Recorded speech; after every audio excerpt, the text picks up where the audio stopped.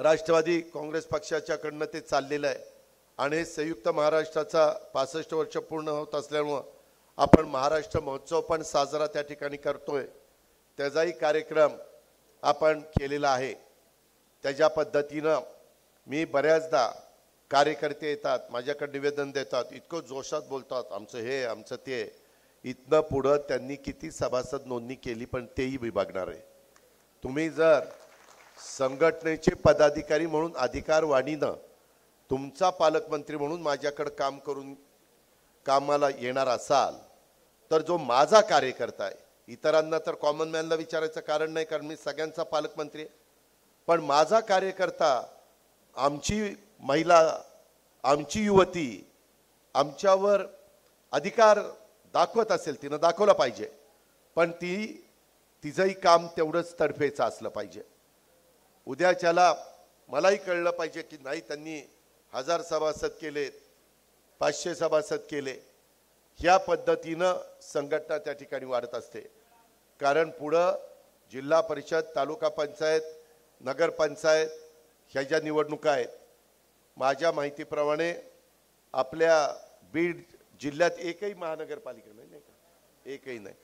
पुढं कधी बीडचं पॉप्युलेशन वाढलं तर बीड महानगरपालिका होईल, परंतु ज्या महानगरपालिका होतात टाळ्या नका वाजू, ज्या महानगरपालिका झाल्या त्या पगाराला महाग आहेत। त्याच्यामध्ये परभणीची अवस्था काय, चंद्रपूरची काय, जालन्याची काय, त्याच्यामध्ये परवा मायाकडं लातूरचे पण लोक आलेले होते, पण काही ठिकाणी थोडीशी अडचणी आहे कारण नॉर्म्स बदलतात आणि सगळ्या काही गोष्टी मग तशा पद्धतीनं राबवाव्या लागतात।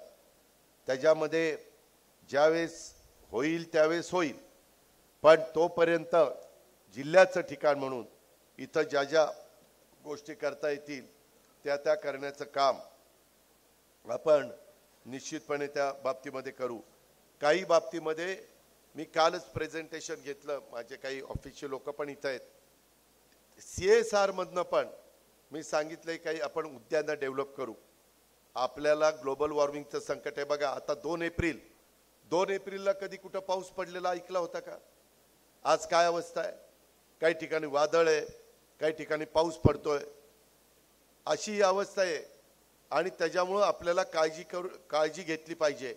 मी माझ्या परीनं यंदा काही लोकांनी माझ्यावर टीका टिप्पणी केली, आपण लाडकी बहिणा योजना चालू ठेवलेली आहे, त्यामध्ये सध्या आपण 1,500 रुपये देतो, परंतु ज्यावेळेस आपली परिस्थिती काळानुरूप सुधारेल त्यावेळेस पुढच्याही गोष्टी आपण त्या ठिकाणी करू।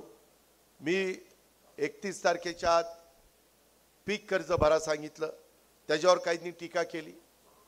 जाहीरनाम्यामध्ये जरूर सांगितलेलं होतं, पण मी माझ्या एकाही भाषणात सांगितलं नव्हतं, भाषणं माझी काढून बघा, कारण मी त्याचा उल्लेख केला। सगळी सोंग करता येतात, पैशाचं सोंग करता येत नाही। विरोधक म्हणतात मग तुम्हाला घोषणा करताना आठवलं नाही का की काय करायचं काय नाही, अशी टीका होणार, पण शेवटी राज्याला आर्थिक शिस्त पण लागली पाहिजे, ते नियोजन पण बिघडता कामा नये। आपली जिल्हा बँक, मी कालच काही जिल्हा बँकांचे, कोल्हापूर जिल्हा बँक, सातारा जिल्हा बँक, पुणे जिल्हा बँकेची माहिती घेतली। एवढ्या मजबूत बँका आहेत। माझी बारामती सहकारी बँक 0% माझा NPA, ग्रॉस NPA नाही, रेग्युलर NPA। सर संस्था नीट चालवायच्या म्हटलं तर चालवता येतात, आपली स्वतःची भूमिका स्वच्छ असली पाहिजे। आज आम्ही काय त्या बुलढाणा जिल्हा बँकेला मदत केलेली आहे। आपल्याला काही जण मला म्हणाले की दादा आम्हाला चांगले अधिकारी त्या ठिकाणी द्या, इथं काही अधिकारी बदलावे लागणार आहेत, काही निगरगट्ट झालेले आहेत, काही त्यांना सोयीसुतक पडलेलं नाही। त्यांना असं वाटत असेल का अजित पवार पालकमंत्री म्हणून आज आला, आजचा दिवस जेवढं काही त्याचं बोलणं ऐकून घ्यायचं तेवढं घेऊ, परत उद्यापासून आपणच आपले। पण त्यांना मी हे सांगणार आहे, पण पुढच्या ट्रिपला आल्यावर मग तुमच्याकडे बघतोच कसं काय। सांगितलेली कामं मी दमदाटी करत नाही। त्यांनी जनतेचं काम करण्याचं, प्रशासनाचं काम करण्याचं स्वीकारलेलं आहे, त्याकरता त्यांना पगार मिळतो, त्याकरता त्यांना वाढ मिळते, त्याकरता त्यांना 7वं वेतन मिळतंय, पुढे 8वंही वेतन मिळेल, त्याहीबद्दल दुमत नाही. पण त्यांनी पण त्यांची जबाबदारी पार पाडली पाहिजे. आत्ता एक माजी नगराध्यक्ष मला येऊन भेटल्या का विद्यमान नगराध्यक्ष, त्या म्हणल्या दादा आम्ही काम सांगितलं तर सरळ अधिकारी म्हणतात जा कुठं जायचं तिथं. असं उर्मट सारखं जे कोणी अधिकारी वागत असतील, रीतसर सांगितलेलं काम असताना चुकीचं काम सांगितलं तर मी चुकीच्या कामाचं समर्थन करणार नाही, परंतु रीतसर काम सांगितलं असताना अशी जर भाषा जर प्रशासनातल्या कुठल्या व्यक्तीने केली तर ती पण आम्ही खपून घेणार नाही. काही अधिकारी बरेच वर्षानुवर्षे इथंच बसलेत, इथल्या इथंच बदल्या. बीडवरून माजलगाव, माजलगावरून आष्टी, आष्टीवरून पाटोदा, पाटोद्यावरून गेवराई आणि गेवराईवरून पुन्हा अंबेजोगाई. ती काय इथनं हलायलाच तयार नाही.